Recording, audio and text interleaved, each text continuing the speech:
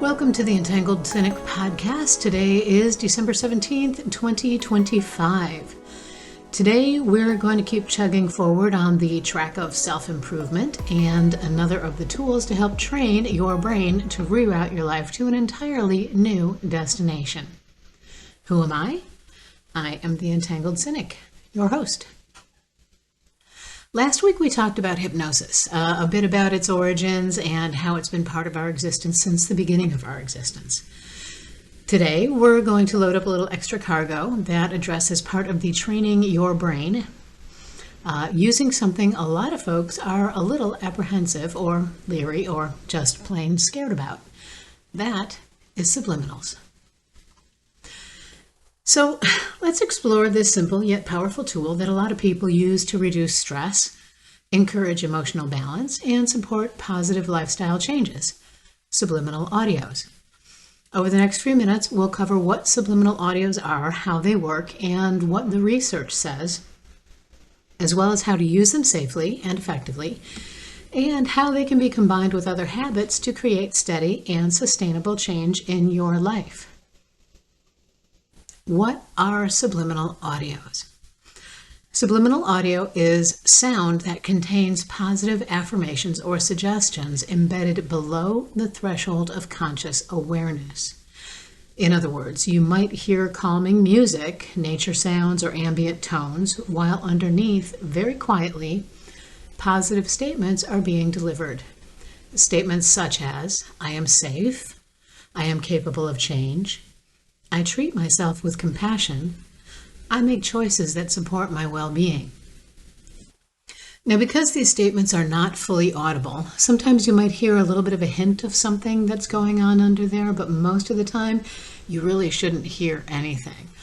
The conscious mind doesn't engage with these suggestions directly. Instead, they're designed to speak more gently to the subconscious, where habits, emotional responses, and automatic thought patterns tend to live.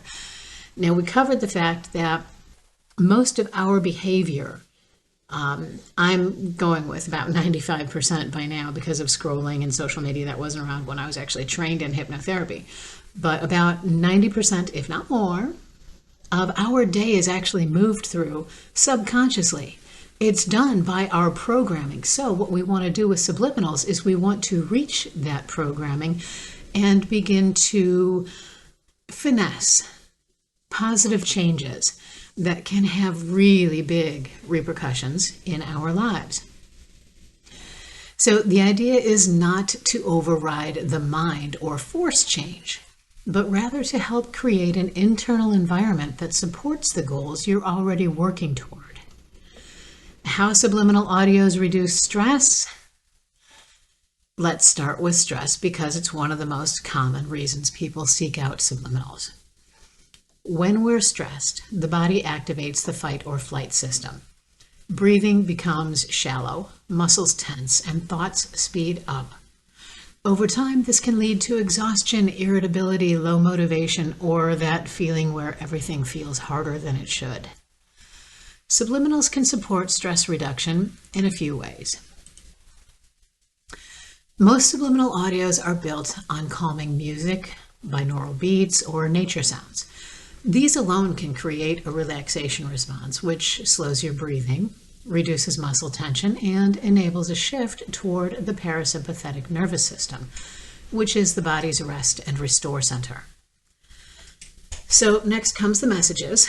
While you relax, the subconscious receives affirmations that counter stress-based beliefs or patterns. For example, I allow myself to slow down. I release pressure one breath at a time. I respond to challenges with calmness and clarity. Even if you don't consciously hear them, which you're not supposed to because it's subliminal, your nervous system receives the consistent message that you are safe, calm, and capable.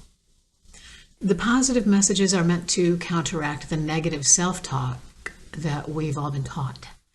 Common phrases like, oh, I'll never catch up, I can't handle this, everything is going wrong, have wormed their way into our subconscious mind, almost always as an adoption from derisions we hear from others around us, whether they were meant for us or not. It doesn't matter. We take them into ourselves as an example of how we're supposed to talk to ourselves to get things done. But it doesn't work.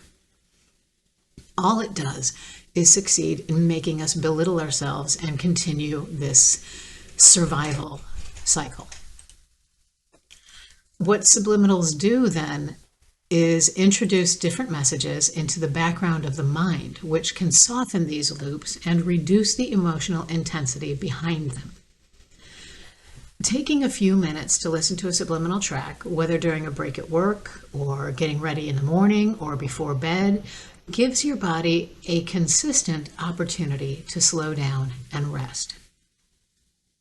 Over time, this repetition builds the resilience necessary to counter that self-defeating program that came from others, that came from outside of you, because that's how the ones before you got their programming. They're just passing it down the line, but you can change it. You can stop the cycle. Subliminals and positive life change are beyond stress relief. They're used to support many kinds of personal growth: healthier habits, improved mindset, emotional healing, motivation, confidence, and more. So here's how to think of subliminal affirmations as background reinforcement for the goals you're consciously pursuing. Starting a new routine, improving self-talk, building confidence, staying committed to healthier choices. Use these concepts to help open your mind to these affirmations and allow them to become part of your subconscious. By hearing supportive messages repeatedly, your subconscious becomes more aligned with your conscious intentions. This also helps build new neural pathways. That's something called neuroplasticity. The brain changes through repetition. Just as repeating a negative thought strengthens that neural pathway, repeating a positive message also strengthens its neural pathway.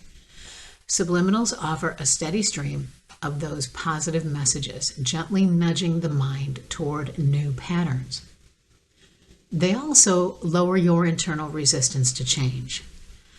Just as we have physiological homeostasis, which is a set point for basic physical health, we also have a psychological and emotional homeostasis, which when we try to change any of them, usually faces a lot of resistance. Anybody who's ever been on a diet, lost weight, and then gains it right back as soon as you hit your goal, you know what I'm talking about.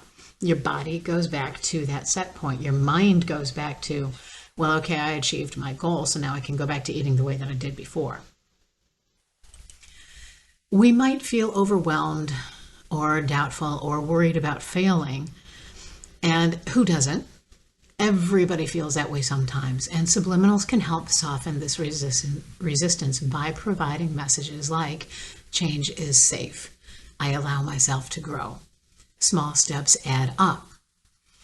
These kinds of messages can reduce emotional friction and make it easier to actually take action. Now, here's the part that most of us don't know. Change isn't about a lack of willpower or motivation. It's about a lack of consistency and the positive reinforcement that fosters consistency. The nudge you get from subliminals are meant to provide that, even when your conscious mind is tired, distracted, or overwhelmed. So the research says it's a little bit mixed. Research on subliminal messaging is mixed, but these are the consistent findings, just a few of them. Subliminal messages are not mind control. They can influence subtle attitudes, but they cannot force behavior. Positive priming works. Even brief exposure to supportive words or concepts can improve mood and performance. Relaxation is very effective. Even if the subliminal component is subtle, the relaxing foundation alone has measurable benefits for stress reduction. Repetition matters. Effects are more noticeable when people listen regularly, especially during calm or receptive moments like before sleep. Now, something you need to understand here is that subliminals should not be used to replace therapy or medical support when needed. They're meant to be an adjunctive tool, like meditation, mindfulness, and journaling. To get the most out of your subliminal audios, you want to make sure that you have a clear intention. So ask yourself, what am I trying to support in my life right now? Whether the intention is broad or specific, the mind responds much better when it knows what direction you're moving toward. Do yourself a favor, make sure that you create a calm listening environment. While you can listen while multitasking, subliminals tend to work best when you're relaxed. Your breath is slow. You're not in fight or flight mode. Even 2 to 3 minutes of quiet breathing before starting a track enhances its effect. Listen consistently. Many people find it helpful to listen at bedtime or first thing in the morning, while working or commuting, during breaks, or while practicing self-care. Consistency is more important than duration. Even 10 to 20 minutes a day can be effective. When you combine this with conscious tools like mindfulness, gratitude practices, journaling, cognitive behavioral tools, healthy routines, supportive environments, think of subliminals as an add-on that enhances what you're already doing. That's what it's supposed to be doing. And pay attention to how you feel. The effects may be subtle but noticeable over time. More calmness or clarity, less reactivity, increased motivation, improved self-talk, and small but meaningful behavioral shifts. If a certain track makes you uneasy or overstimulated, switch to another style or sound. Some creators even offer custom-made audios. I'm one of those who does, just for transparency's sake. Now there are some myths, misunderstandings, and safety considerations too. We'll start with the misunderstandings. Subliminals will not override your will. You cannot be forced to think, feel, or do anything, let alone anything that goes against your nature. Subliminals work only when aligned with your goals and values. The change is gradual. Subliminals support your growth. They don't replace effort, action, or self-awareness. Think of them as small supportive steps, not magic shortcuts. And please, please use your critical thinking skills. First off, don't ever listen to subliminals while you're driving. That's number one right there. Don't ever listen to subliminals when you're driving. And you want to make sure that you're only listening to subliminals created by reputable sources. The affirmations should be healthy, positive, and aligned with your well-being. And please do not use them as a substitute for mental health care. If you're experiencing severe anxiety, depression, trauma symptoms,